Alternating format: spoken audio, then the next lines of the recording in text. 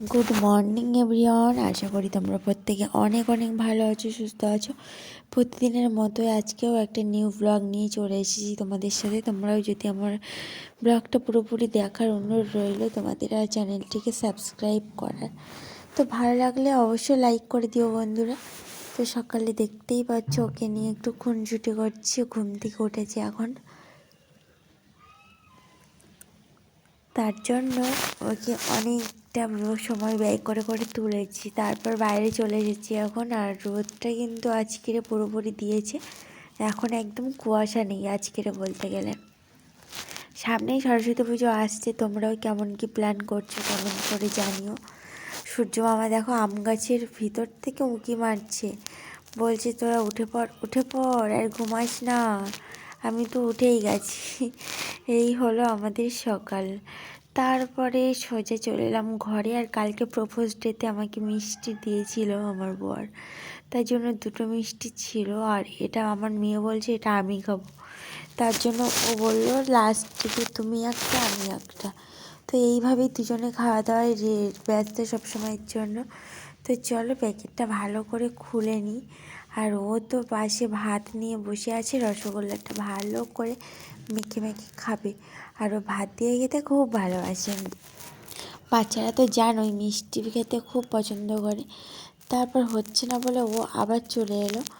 তারপর আমিও একটা খাবো এখন। আর তারপরে কাজবাজ কিছু রয়েছে সেগুলো সারবো, সেরে নিয়ে আবার অনেক কাজ রয়েছে। তো ফাইনালি এখন খাওয়া দাওয়া করছি। আর ভাতটা বসিয়ে দিয়েছি, অল্প একটু ভাত ছিল সেটাও। তারপর ফুলকপি ভাজাটা ভালো করে ভেজে নিচ্ছি। এটা হচ্ছে দুপুরের খাওয়া দাওয়া, ঠিক আছে। এটা হচ্ছে স্পেশাল দুপুরের, তার জন্য আমি এখন সুন্দর করে এটা কেটে নিচ্ছি, মানে কেটে নিয়েছি সরি, ফুলকপি আলু ছোট্ট ছোট্ট করে। আর এগুলো আমার ভাজা খেতে খুব ভালো লাগে। আর যদি ডিম দিয়ে ভাজা হয় সেটা তো সত্যি অবিশ্বাস্যকর, ওয়াও গ্লাক্সি খাওয়া দাওয়া যেটা বলো। যাই হোক, তোমরা অবশ্যই ভিডিওটা স্কিপ না করে দেখতে থাকো। আর রোজ রোজ আমার ভিডিও চলে আসছে এখন, তোমরা অবশ্যই দেখো বন্ধুগণ, এটাই তোমাদের থেকে রিকোয়েস্ট থাকলো আমার, আর কিছুই বলার নেই। ভিডিওটা এডিট করতে গিয়ে সত্যি আমার খুব হাই পেয়ে যাচ্ছিলো, মানে ঘুমও পেয়ে যাচ্ছিলো বলতে পারো। তারপর যাই হোক, দুপুরের খাওয়া দাওয়া তো ফুলকপি দিয়ে সেরেই নিয়েছি, নিয়ে এখন বিকেলের খাওয়া দাওয়া করতে চলে এলাম চানাচুর ভাজা। আর চানাচুর কার না ফেভারিট বলো। আর ও দেখো চানাচুর দিয়ে খুব আনন্দিত, আমিও খাওয়া দাওয়া শুরু করে দিয়েছি, হেভি টেস্ট। তারপরে বিকেলে এখন কিন্তু বিকেল নয়, এটা হচ্ছে রাত, আমি বিকেলে না, বিকেলে একটু রাস্তা থেকে ঘুরে টুরে আর চলে এসেছি এখন বাজারে সাইকেলটা নিয়ে। আমার মেয়েও আছে পাশে, মেয়ের বাবাও রয়েছে, সবাই রয়েছে। তো এখানে কি মাছ নেবো সেটা নিয়ে খুব এক্সাইটেড হয়ে যাচ্ছে। অবশেষে দেখো ওই শোল মাছটা কেটে দিচ্ছে ঠাম্মা, ওই ঠাম্মাটা ওই শোল মাছটা নিয়েই বাড়ি যাব। আর শোল মাছটাই অনেক দিন খাওয়া হয় না, তার জন্য তোমরা অবশ্যই করে দেখো। এখনও বাড়ি গিয়ে মাছটা ভাজতে হবে, রান্না করতে হবে, অনেক কাজ বাজ রয়েছে।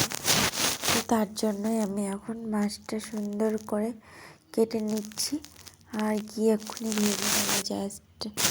তারপর বাজার থেকে ফেরার সময় বললো যে খুব খিদে পেয়ে গেছে, কিছু একটা নাও। তো সিঙ্গাড়ার দোকানও দেখি বন্ধ, তার জন্য আমি একটু চুরমুর নিয়ে নিচ্ছি এখন। আর চুরমুরটা বানিয়ে দিচ্ছে আঙ্কেল, বললাম 20 টাকার চুরমুর দিতে, তো দিয়ে দিচ্ছে। চুরমুর আমাদের বাড়ি সবাই ভালোবাসে, শুধু ঝাল একটু বেশি হলেই আমার মেয়ে চেঁচাবে, কিন্তু খুব ভালোবাসে। ঝাল যতই দিই না কেন ও তবু খাবে, খেয়ে মাত্র জল খাবে, জানো তো, খুব দুষ্টু আছে। তো চুরমুরটা তোমাদেরকে দেখাবো কেমন করে বানিয়েছে, তোমরাও জানিও কেমন হয়েছে। এই যে দেখো চুরমুর, লঙ্কা বুট সব কিছু দিয়ে, টক জল, লেবু, কেমন লাগছে জানাও। আর আমার তো খুব সুন্দর লাগে খেতে যেমন, আর দেখতে যেমন, আর সেন্টটা জাস্ট অসম লাগে আমার। তো আমরা এখন খাওয়া দাওয়া করছি 3 জনে, আর তোমরা এখন কী করছো কমেন্ট করে জানাও। আর আমরা 2জন তো অলরেডি খাওয়া দাওয়া শুরু করে দিয়েছে। আর আমিও তো খাচ্ছি। তো কেমন লাগছে ভিডিওটা জানিও। এখনও রান্নাবান্নার কাজেই যাব।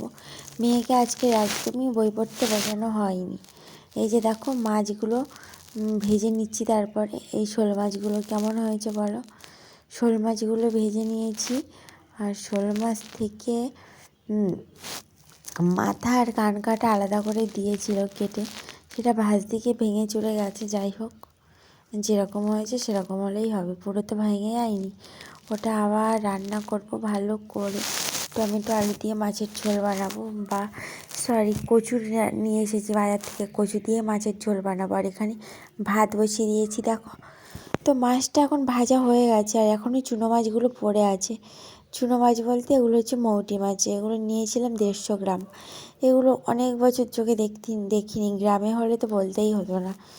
আর তাই জন্য এটাকে নিয়ে আর ভেজে নেব। অবশেষে বেগুন ভাজাটা করে নিচ্ছি। বেগুন ভাজার পরে বানাবো কচু বড়ি দিয়ে মাছের ঝোল। তো আজকের ব্লগটা বন্ধুরা এই পর্যন্তই থাকলো। ভালো লাগলে অবশ্যই আমার চ্যানেলটিকে সাবস্ক্রাইব করে দিও, একটা করে লাইক করে দিও, আর কমেন্ট করে দিও, জানিও যে কেমন করলাম ভিডিওটা।